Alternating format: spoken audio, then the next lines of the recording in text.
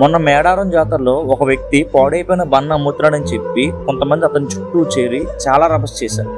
వాళ్ళకే చెప్తున్నాను, అతను నిజంగా పాడైపోయిన బండ అమ్మాడే అనుకుందాం, అది విషయం పోలీసులు చెప్పాలి. మీరెవరు అతన్ని ఇబ్బంది పెట్టడానికి?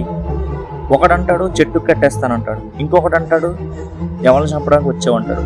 ఒరే, అతని ఏదో బండ అమ్ముకుని తన కుటుంబాని కోసం 2 రూపాయలు సంపాదించుకుందామని వచ్చాడు రా, ఎవరిని చంపేద్దామని కాదు. అయినా అక్కడ మాట్లాడే ప్రతి ఒక్కరిని అడుగుతున్నాను, ఎక్కడ కల్తీ జరగట్లేదు. చాలా హోటల్స్లో కుళ్ళిపోయిన మాంసం పెడుతున్నారు, కుక్క మాంసం పెడుతున్నారు. అక్కడికి వెళ్ళి మాట్లాడే ధైర్యం మీకుందా? కల్తీ జరిగిన చోటకి వెళ్ళి ప్రతి చోటకి వెళ్ళి మాట్లాడే ధైర్యం మీకుందా? పెద్దవాళ్ళ దగ్గర ఏం మాట్లాడలేరు. ఇలాగ రోజుకి 100-200 సంపాదించుకుని పేదవాడి మీదే పడతారు. మీ లైక్స్ కోసం, మీ వ్యూస్ కోసం ఎంతకన్నా తెగిస్తారు. అవతలవాడి జీవితం నాశనం అయిపోయినా పర్లేదు.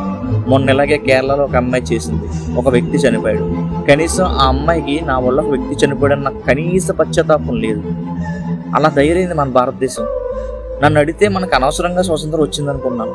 బ్రిటిష్ వారి పాలనలోనే ఉండుంటే మనకు కష్టం విలువ, స్వేచ్ఛ విలువ, సంస్కారం తెలిసేవనుకుంటున్నాను.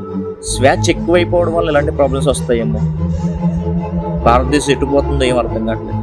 అతని ముఖం చూసినప్పుడు లెటర్లీ నాకు జాలేసింది. నీ పిల్లలు కూడా ఇదే పెడతామంటే నేను పెడతాను మేడం, నాకు ఎటువంటి భయం లేదన్నారు. ఇలాంటి వాళ్ళని కాదు, నిజంగా కల్తీ చేసే వాళ్ళని అక్కడికి వెళ్ళి అడగండి. అప్పుడు మీ గురించి గొప్పగా అనుకుంటాం. పేదవాళ్ళ మీద కాదు. ఏం మనుషులు రా.